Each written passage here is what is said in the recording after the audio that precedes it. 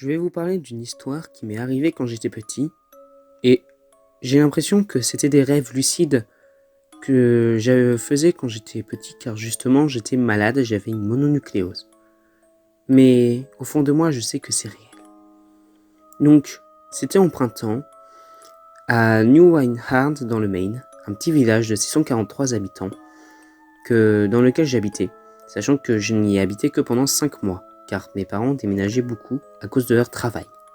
Donc le lendemain de mon anniversaire pour mes 5 ans, j'ai eu la mononucléose. Donc du coup, j'avais plusieurs livres par jour par ma maman qui me les a emmenés. Environ une semaine après le diagnostic, j'ai rencontré Winemouth. Monsieur Winemouth me disait que il voulait que je l'appelle comme ça parce que justement il avait de grands yeux, de grandes oreilles, une grande bouche, mais c'était surtout sa bouche qui ressortait. Je lui disais qu'il ressemblait à un Furby. C'est quoi un Furby ? C'est un jouet à caresser et à nourrir, comme un vrai animal. Tu n'en as pas besoin.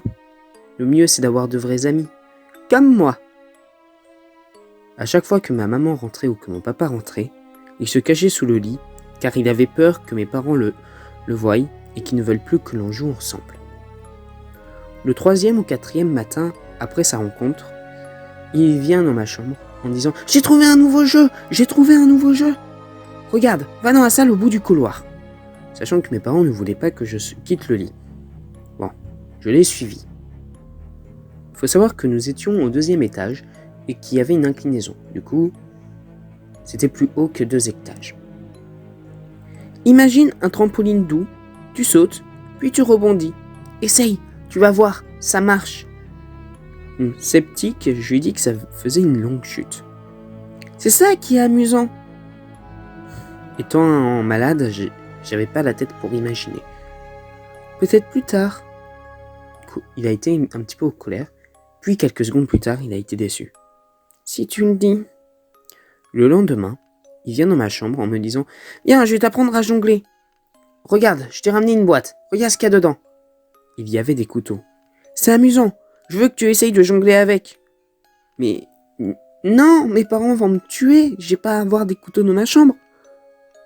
C'est dangereux. Désolé. Non, je peux pas. Il est parti, triste, et il est resté sous mon lit toute la journée. Il me réveillait la nuit, disant qu'il avait mis un vrai trampoline dehors, et dans le noir, je ne pouvais pas le voir, car justement, il était très foncé.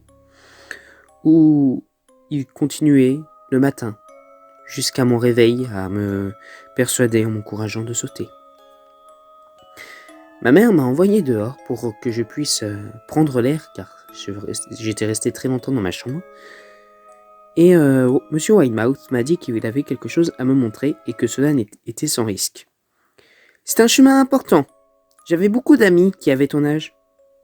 Je les emmenais là, quand ils étaient prêts. Tu n'es pas encore prêt, mais j'espère qu'un jour je pourrai t'y emmener. 2 semaines après la rencontre avec Monsieur Winemouth, je suis parti avec mon père pour aller habiter dans notre nouvelle maison. Je ne lui ai pas dit au revoir.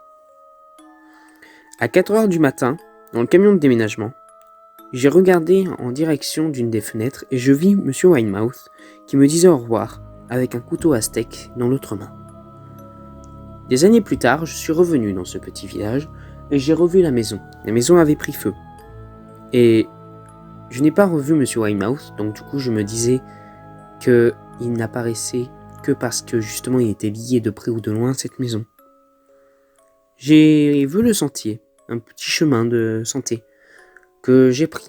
Je m'attendais à le voir sauter et me faire sursauter. Je m'y attendais, mais rien. Au bout du chemin, il y avait le Memorial Cemetery du village. J'ai remarqué que beaucoup de pierres tombales appartenaient à des enfants.